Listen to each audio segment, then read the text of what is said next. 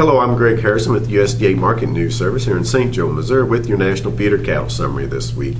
Well, compared to last week, calves and yearlings trading mostly fully steady to $5 higher. We have instances where it's 6 to 8 higher. In most cases, that full advance would be placed on every yearling cattle weighing over 800 pounds. Some of our major auctions this week, from Oklahoma City to El Reno, Oklahoma, to up to Aberdeen, South Dakota, at the Hub City Livestock Auction, all had a lot of yearlings on offer this week, and most of them trading $3 to $6 higher, with a high percentage of these yearling cattle weighing over 800 pounds. A lot of them weighing 800 to 1,050 pounds. Auction receipts were fairly heavy in Oklahoma at the Oklahoma National Stockyards on Monday, sold near 11,000 head of feeder cattle, with a large offering of yearling cattle on hand, with a number of good quality replacement heifers also on hand. Some quoted had 170 head of heifers weighing between 800 and 850 pounds that averaged 825 pounds, and they sold with a weighted average price of $214.05. Demand remains very good for yearling cattle, as last week fed cattle prices traded mostly $2 to $3 higher, ranging from $160 to $163 on live prices, and that was despite last week's lower box beef prices, stepped up slaughter levels, and generally just plenty of bearish attitude still lurking about out there. But last week's box beef movement was very impressive. It was the third best week so far of 2015, and this week box beef prices have rebounded, and on Wednesday afternoon had very heavy movement of 237 total loads of product, and that was the largest daily movement so far of 2015. And on Wednesday, choice product closed 59 cents higher, trading at $256.15. And then on Thursday, box beef on choice product closed $1.43 higher, trading at $257.58, and that was on 148 total loads.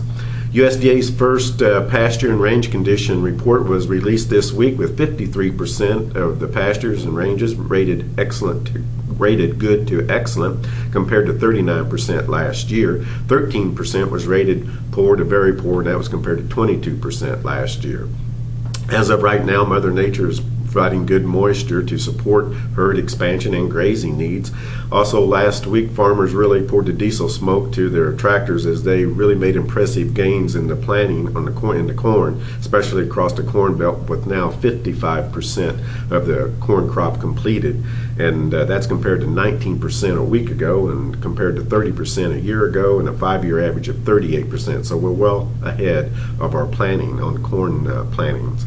Looking at some corn plantings, off to a good start in several of our major corn states. Iowa is at 68% completed, Illinois 69%, Minnesota 83%, and Nebraska 57% completed. The Eastern Corn Belt is lagging, though. Indiana and Ohio are at 21 and 15% completed.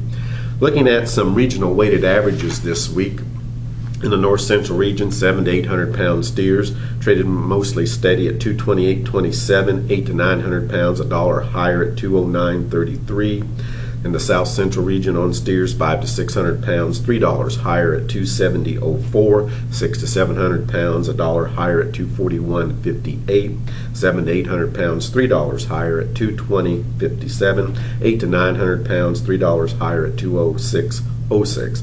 And in the southeastern region, on some steers, 400 to 500 pounds, $3 lower at $279.59, and 500 to 600 pounds trading mostly steady at $255.68. And that's been your market news report for this week. Thanks for listening. Be back with you next week.